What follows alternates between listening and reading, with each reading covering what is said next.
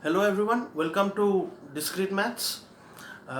This lockdown has been going on and I hope you have been following social distancing and taking all the precautions that are recommended by WHO and the government, be it our central government or state government. So I hope you have been taking all the precautions. That being said, uh, I have already posted videos to you. The fourth sem of Jorhat Engineering College, I have already posted videos to you of this subject called IT workshop. Now this is my first video on discrete maths. Okay. Now in discrete maths we have four modules, right? The first module deals with set, function, relation, and induction. The second module is about counting and combinatorics. The third module was about this permutation. Third module was about this propositional and predicate logic and uh, some proof strategies. Okay, so proof theorems. And the fourth module is about abstract algebra. Okay, we have already completed module 3 and module 2. Chronologically speaking. So module 3, I started with module 3. The reason for that was that this module 1 that we are going to start today, we are going to use this language that we learned, this language of predicate logic that we learned in module 3. We will be using that in this chapter. So it was necessary that you know the different symbols, the different meanings of the things that we learned in predicate logic uh, before we start this module 1. Then I did module 2 after module 3. The reason was that this subject, IT workshop, this IT workshops part 3 deals with lots of statistical and mathematical functions, right? We will write programs that does statistical analysis of some form of data. So in order to do this statistics, okay, in order to deal with this say binomial distribution or lots of other things, we need some basic understanding of combinatorics. So our module 2 dealt with combinatorics, and that is the reason I finished combinatorics, so that when we eventually reach this part 3 of our IT workshop, the prerequisite would be done. Okay. That being said, module 2 and module 3, 50% of your course was over. Now let us start with module 1. The module 1 has basically, there are lots of things in module 1. There are two parts to that. Part 1 deals with set, function and relation. Part 2 deals with induction. Okay, so let us start with part 1, set theory.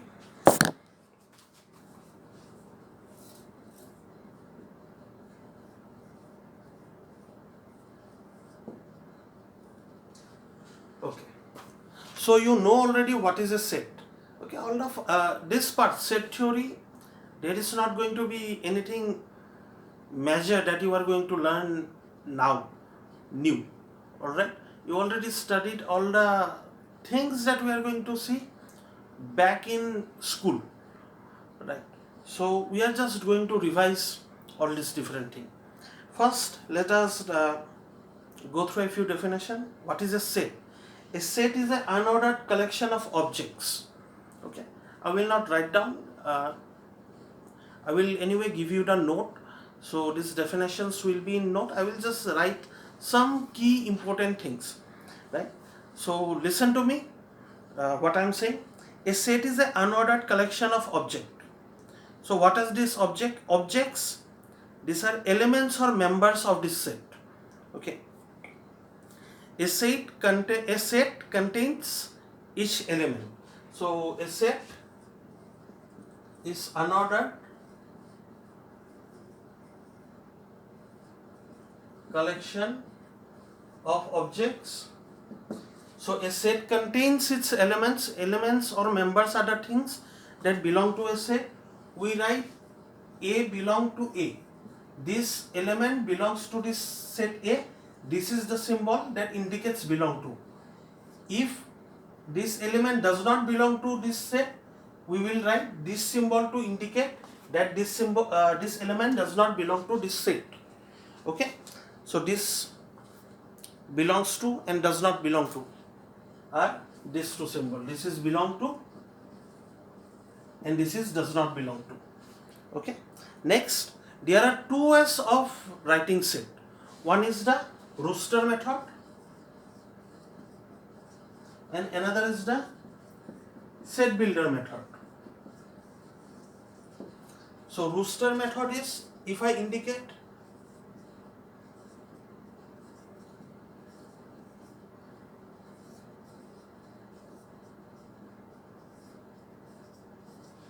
okay, this is how we write the set in roster method. You know this also already. In set builder, I will be writing this set as x such that x is a odd number less than 10. Okay, x is a vowel of English alphabet. Okay, so this set, this is what? This is the set of odd numbers less than 10. So I can write all the odd numbers less than 10 in this way. This will be the roster method, this would be the set builder method. These are all the vowels of the English alphabet. I can write it this way or I can write it this way. There are two different ways of writing what is a set. Okay.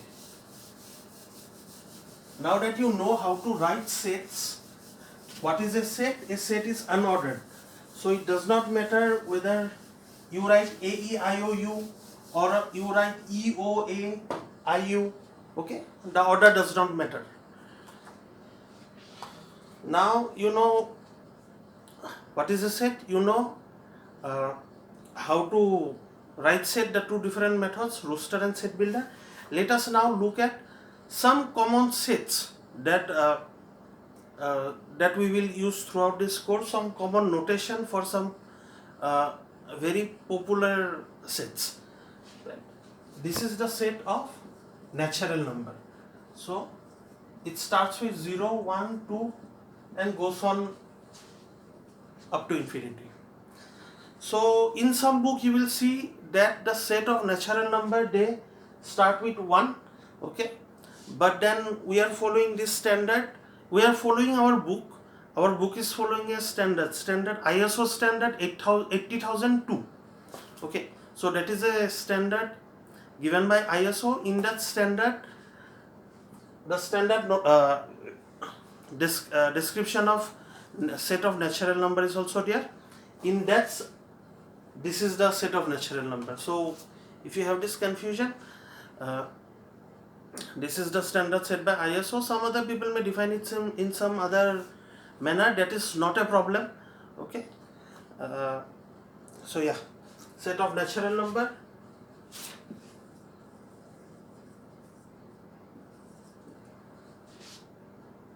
This is the set of integers.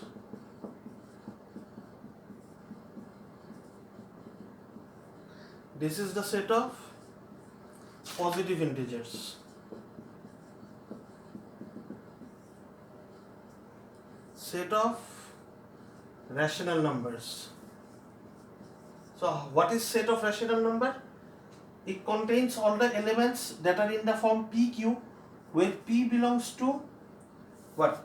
Set of integers, Q belongs to set of integers, and Q is not equal to 0.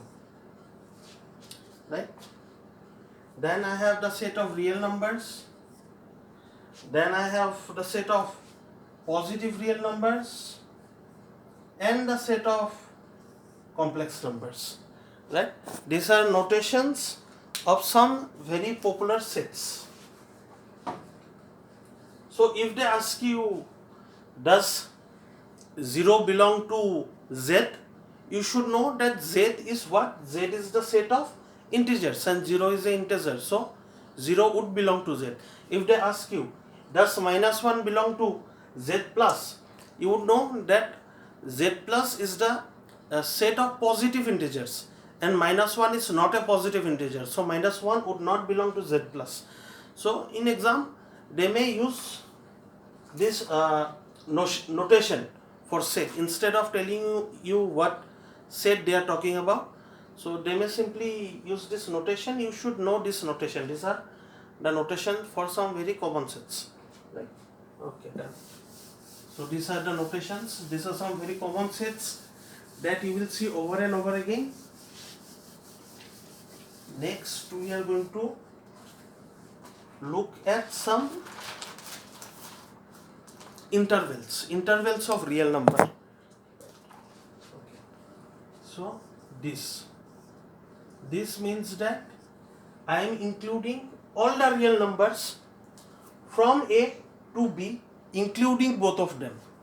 So this is a set of real number. From real number I am making a set. Okay, what does this set contain? This set contains x such that x is greater than equal to A, less than equal to B. I have this another interval. This is this set. This is greater than A. It goes from A to B, but A itself is not included. So the real number that comes after A, okay, will be the number that is included, but A itself is not included. So I don't know what is the real number that comes immediately after A. That is like asking what is the number that comes immediately before infinity. Okay, so whatever, it includes all the numbers from A to B except A. So the very next number after A, from that to B, B is included. Sorry, this is not x, this is A, x, B. So similarly, here A is included, B is not included. All the numbers from A to B except B is not included. And this finally, here A is also not included, B is also not included. It has all the numbers from A to B except this A and B are not included. Okay, and now we are talking about real numbers. Okay, had we been talking about integers, it would have been very easy to say what is the next number after A. It would have been A plus 1, but we are not talking about integers. We are talking about real numbers. So after A, what is the real number that comes after A? There is no definition of that. Okay. Next.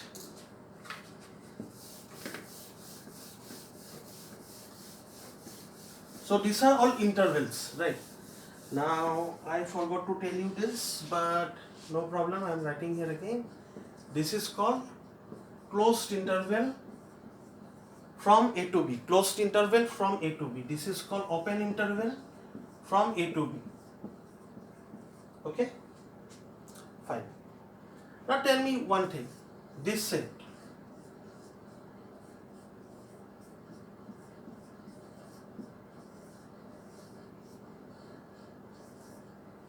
How many elements are there in this set? Now, some people might be tempted to say that there are infinite elements in the set. And why might they be tempted?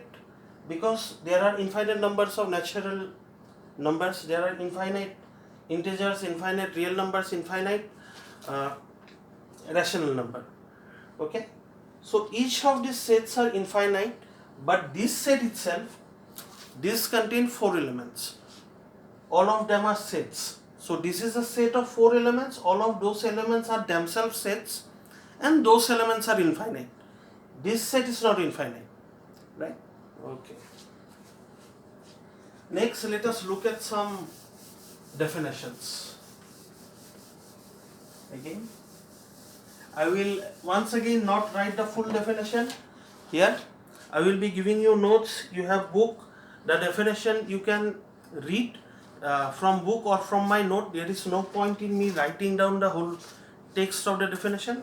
I'm going to explain nevertheless all of them. Okay.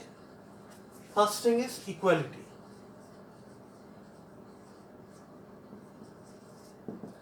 Okay. Two sets A and B, they are equal, denoted by A equal to B. Okay. When are two sets equal?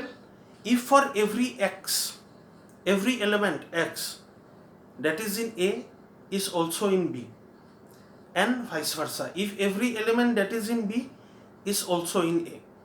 Okay. That means what? It means that if x is in A, then x is in B for all x. If x is in A, then x is in B. It is a if-then statement. That means something implies something.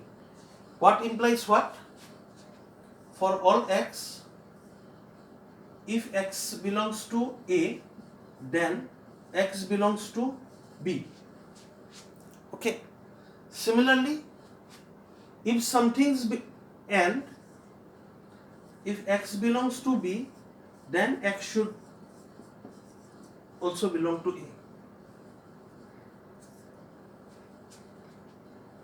Okay. For every x, if some x belongs to A, then it should belong to B. If some x belong to B, then it should also belong to A. Okay. This thing we can write as this biconditional. Okay. So let me read this out. Two sets are equal if and only if they have the same elements. Okay. If A and B are sets, then A is equal to B. If and only if for all x, x belong to A, if and only if x belongs to B. Right? Okay. Now tell me this. 351. Is this equal to 135? The order does not matter. Yes, they are equal. What about 351? Is this equal to 3355551? Yes. This object is being repeated. It does not matter. It is same as being there one time, being there multiple time, does not matter. Okay. So yeah, a object is you should probably write it only one time, because if you write the same object two times, it is same as writing it one time. Okay. In set, repetition of object does not matter. Okay. So that is equality. What is equality? Equality means that some x, if it belongs to A, it should also belong to B, and similarly, and if some x belong to B, it should also belong to A. So both the ways. Okay. A belong to B means, let me write it down. It's to A, biconditional, A belongs to B. Okay. Now let us look at a spatial set.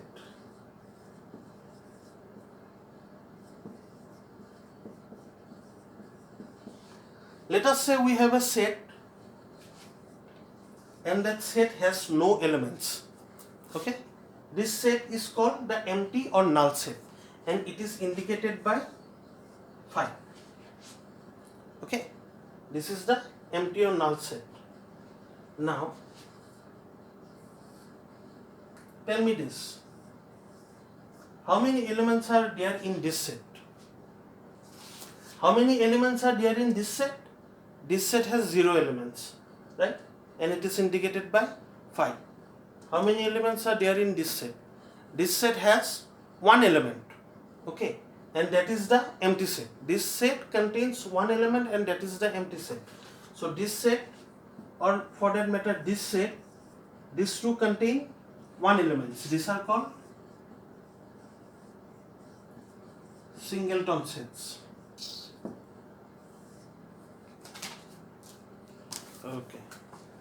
Next, let us look at this concept of subset. Okay. What does subset mean? Subset means this. A set, let us consider two sets, A and B. Okay.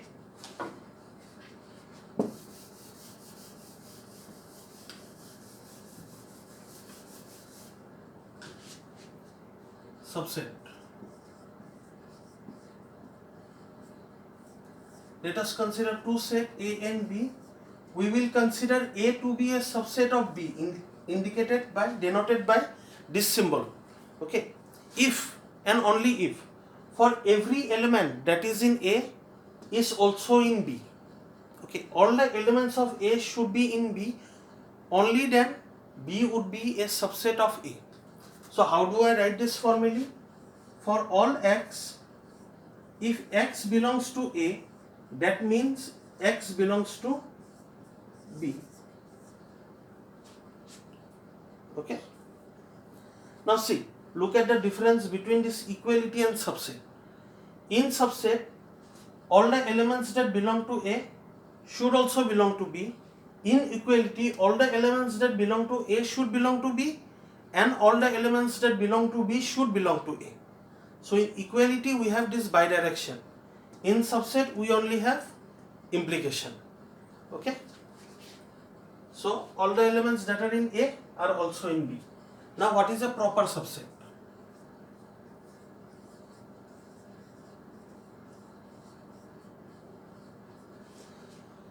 Okay, proper subset means this. All the elements that are in A should also belong to B, and there must be some element in B that is not in A. Okay, so B should be bigger than A.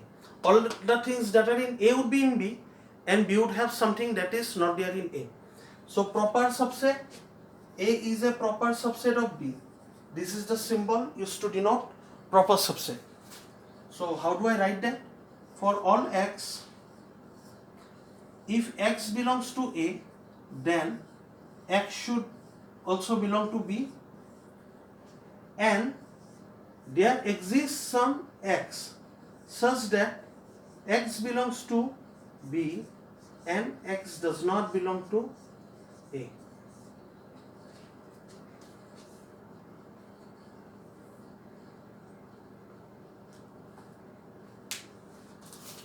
Does this make sense? Okay. So what is a proper subset?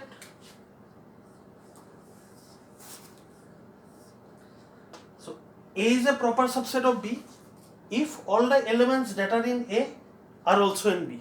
Okay. If x is in A, then x should belong to B, and there is some x that is in B but that is not in A. Okay. So this is the definition of proper subset. Okay. Now that we are talking about subsets, let us look at two theorems.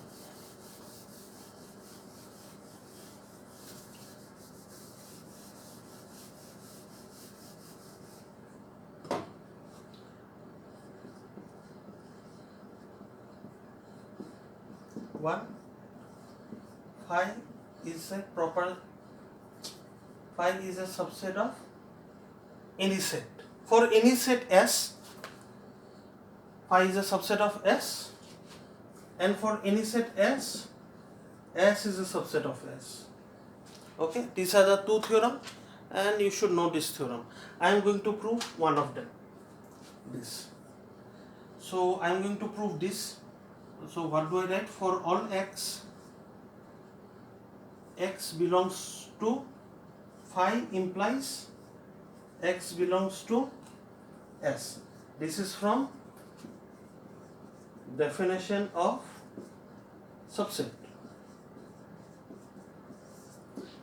Okay, we just studied what is the definition of subset, and from the definition of subset, phi is a subset of S. This is the theorem. So this can be written in this format. Okay, this is the this is how this subset is denoted. This is what the subset means. Okay, now look at this. For any x, X belong to phi. What is phi? Phi is the empty set, the null set. There is nothing in this set phi. Phi is a set, correct? But is there anything in this set? No, there is nothing in this set. So X belongs to phi. Is this true? Is there any X that belongs to phi? No. Okay, so this will always be false. So false implies we don't even need to consider what this is. It may be true, it may be false. Okay, so we have this is false. So false implies this might be true, this might be false. Fine. In both the cases, our theorem, is it true or false? False implies anything is false. Okay, so our theorem is true. Our theorem is true. That means we have proved our theorem. This kind of proof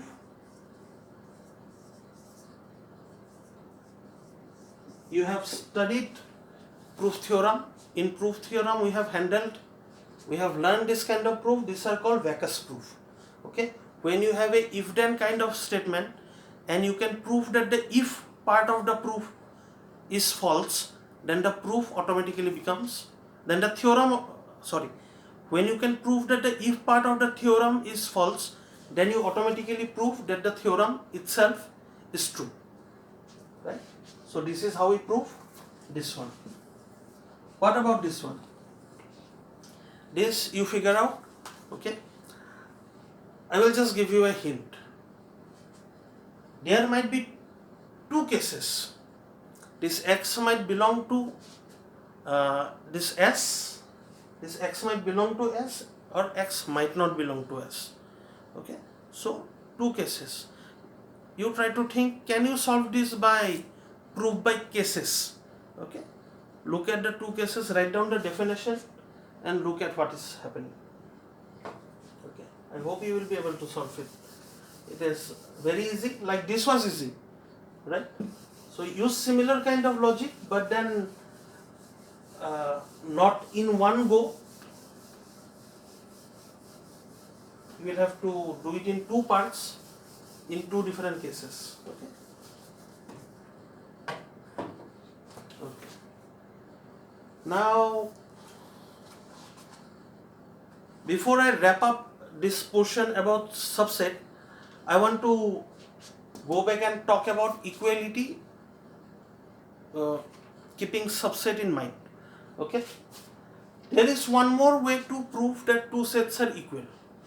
Two sets are equal. A is equal to B if we can show that A is a subset of B and B is a subset of A. If we can show both of them, then also it is as good as showing that A is equal to B.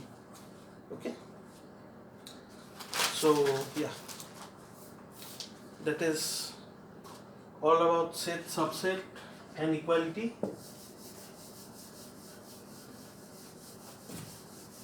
Next, let us look at the size of a set. Okay, now size of a set.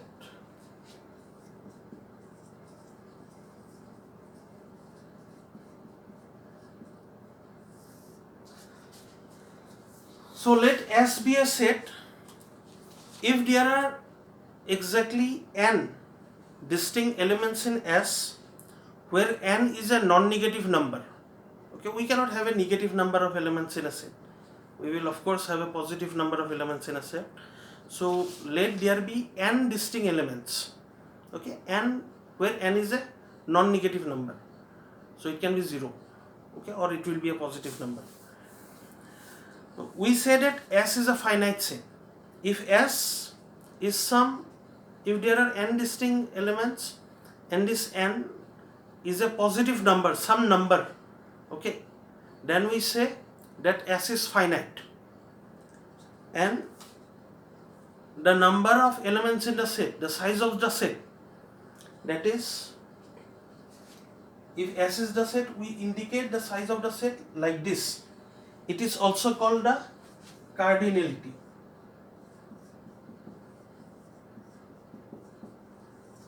of the set. Okay. So we said that S is finite and N is the cardinality of set. The cardinality is denoted by this symbol. Okay. Let us look at the cardinality of a few sets. Okay. So what is the cardinality of the set of odd positive integers less than 10? So we had 1, 3, 5, 7, 9. So let us say A is the set of x such that x is odd and x less than 10. So what is the cardinality of A? Cardinality of A, we just found out, it has 5 elements. Okay. Then let us say S is the set of vowels in the English alphabet. So what is the cardinality? 5. Once again, A is the set of all the letters in the English alphabet. What is the cardinality? 26. Now tell me this. What is the cardinality of this empty set? How many elements are there in the empty set? There are none. So the cardinality of the empty set is 0. What is the cardinality of this set? Is this also 0? No. This is a set, it contains one element. What is that element? The empty set. So the cardinality of this set is 1. Okay. So to wrap up this video, we will continue with set theory in the next video. There are a few things left that are to be done. So we will finish this video and we will start the next video very soon. So the size of a set, if there are n numbers, n distinct elements in a set where n is a positive number or a non-negative number, not a positive number. Okay, this is not a positive number, this is a 0. So this is a non-negative number, this is not a negative number. Okay. So if there are n distinct elements and n is a non-negative number, then we say that the set is finite. There are n number of elements and it's a finite set. Okay, and then we say that the cardinality of that set is n. That means there are n elements in the set. The cardinality gives you what is the number of elements in the set, and the cardinality is denoted by S. Okay, and then we saw what are the cardinality of a few set. Cardinality of this is 5. Cardinality of the set of alphabets, English alphabet, is 26. Cardinality of this set is 0. Cardinality of this set is 1. Right. Okay. So with that we are finishing this video. But before I go, in the next video we will continue with set theory. We will be talking about more topics in set theory. But this topic, the size of a set, the cardinality of set, we will be visiting this topic again. After we are done with function, we will be visiting this topic again. And in doing so, we will learn much more about cardinality, especially the cardinality of a infinite set. Okay. So we will be asking question like, is the set of natural number larger or smaller than the set of, say, even number? Okay. Or is the set of natural number larger than the set of rational number? Okay. Or is the set of odd number, is it equal in size to the set of real numbers? These are some very interesting question, and we will be solving this question, and in that class I will also handle some a few more interesting things. So let us not worry about those things right now. Right now I hope you have understood everything that I taught till now. There is nothing new that you learned today. All these things you have already learned back in school. We just learned how to write these things in the language of predicate logic. Okay, I hope you understood. If you have any doubt, you can WhatsApp me, you can mail me, or you can write in the comment section below. Thank you for watching this video. See you in the next video.